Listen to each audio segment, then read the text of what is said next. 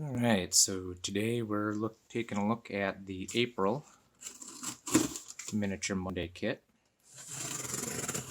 from Reaper Miniatures.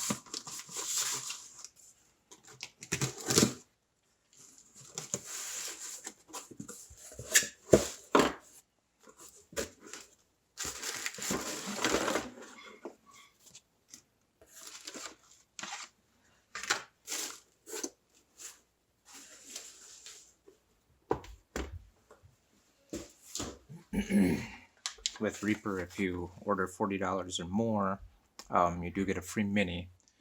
So I ordered an orc with axe and shield. My daughter's creating a campaign and needs some orcs. And then, so I got a free miniature of King of the High Elves. So this is how the kit comes in a plastic case. And let's take a look.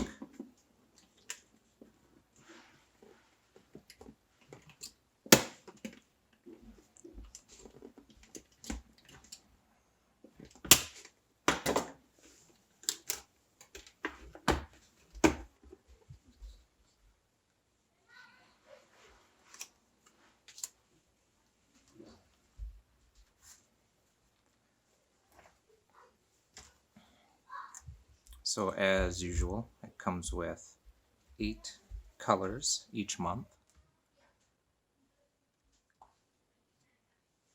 And then the miniatures, a couple of lions, a lizard person, another lizard person, and the hero in metal this month. So here we can see the miniatures. Doesn't show the male lion on the top, but we did get one. And then we have Earth Brown, Ancient Bronze, Olive Shadow, Camouflage Green, Auburn Shadow, Deep Twilight, Bathian Chitin, and Bright Turquoise. So let's talk about putting this kit together. Before I talk about putting the kit together, I just wanted to talk about the value of the kit, in case you didn't want to see how to put the kit together, you already knew. So typically the kits come with 4 miniatures and 8 paints. In this kit, in the April month and then last month for March, there's actually kind of a twofer, so you got 5 miniatures total. The same thing with this kit. The lions, you get both the female and the male lion. So you can see there the cost of the miniatures in the first 4 spaces, and then the cost of the paints are the next 8 spaces. Now the total for this kit, if you were to put it together individually, would be $49.58 this month. I had 2 of the paints already, so I subtracted out $7.38. So the value to me was $42.20. And this is still under the price of the kit, which is $39.99. And of course, you do get a plastic case, which is great for holding paints, some miniatures. There's spots for brushes in there. So that's always nice to have a few of those on hand. At this point, I'm getting to have several of them around, and they don't really add any value to the kit to me anymore. I would rather the kit was a little bit cheaper. So there you have the breakdown of what's in the kit, the SKU numbers if you wanted to look them up on the website. I also did notice that the SKUs on the sticker on the front, actually they were kind of jumbled around and didn't show the right miniatures on the website. So this table has the right SKU to the right part. Alright, so the first thing I always like to do is put a drop of paint on top of the bottles. And on the black ones, I've started putting a little gray primer on them so that I can see the color better. You always want to make sure that you shake your paints really well. I did shake them off camera on a paint shaker. And then just throw a dot right on there.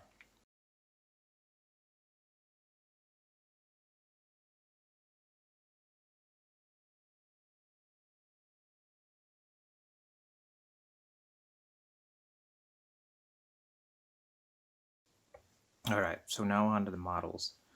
I like to try and clean all the flash off before I prime them.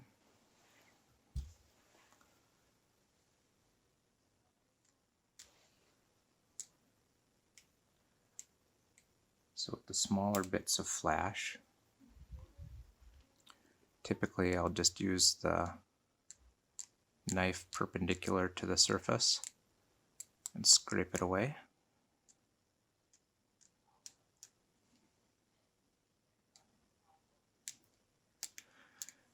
Now the one reality is, after you prime it, you always seem to find some more.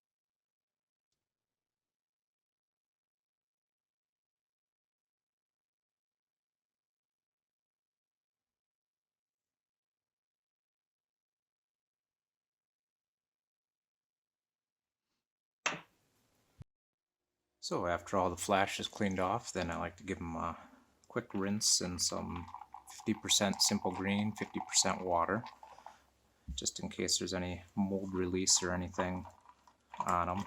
That'll sometimes make the paint not stick. Even primer has a little trouble sticking to it, so I'll give those a quick scrub. And then I did notice we'll have to do a little gap filling on one of them.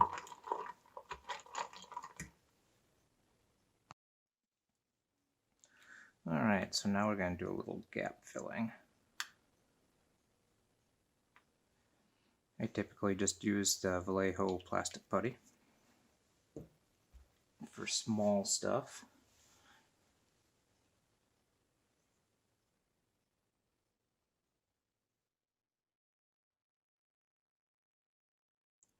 And I'll just kind of work it in.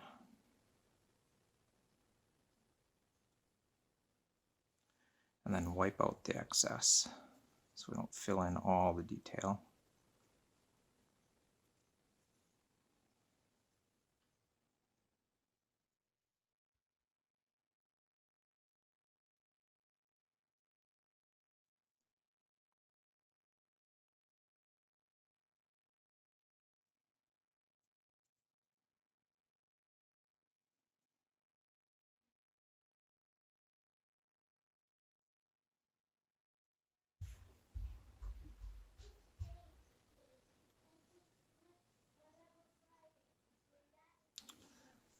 Alright, looks like we could use a little along the neck here.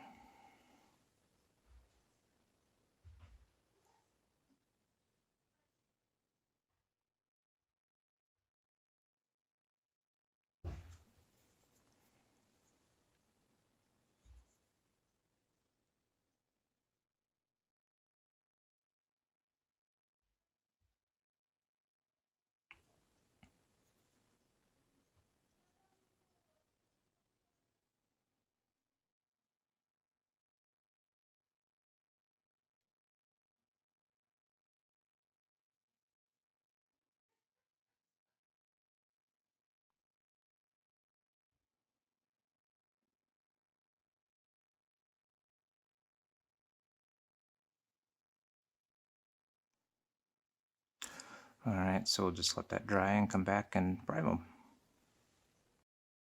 Alright, so I had lunch quick so that the filler could dry on this guy, so let's get them primed up.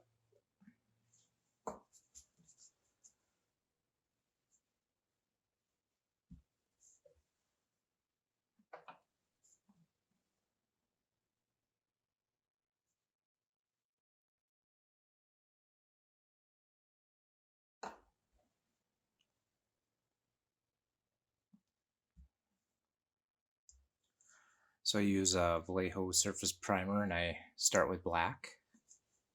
And I find the black primer by them to be little too thick, so I try and add about 1/3 of water just to thin it down. Let it come through the airbrush a little bit.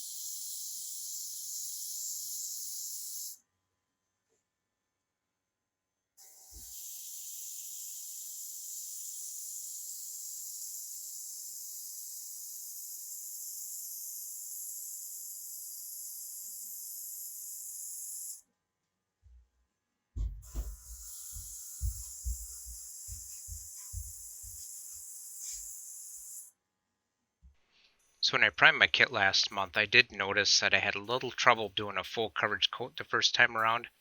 It was beading up in areas, so this time you can see I go around and do a very light coat on the first try, and then I come back around and do a full coverage coat on the second. That seemed to really help the primer stick everywhere.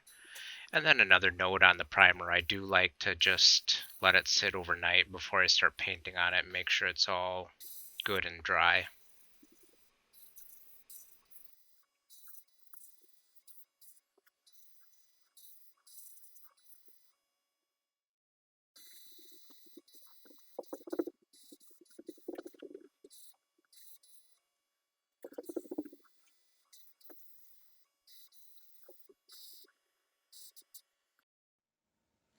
Alright, so let's get a little Zenithal on the prime here. So I'm going to use white Vallejo surface primer.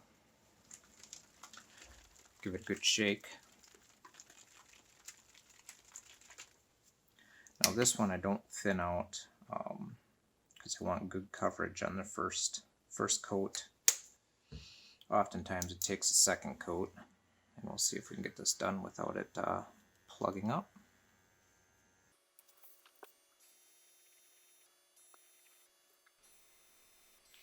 Alright, as we're finishing up here, thanks for watching, and look out for more videos coming.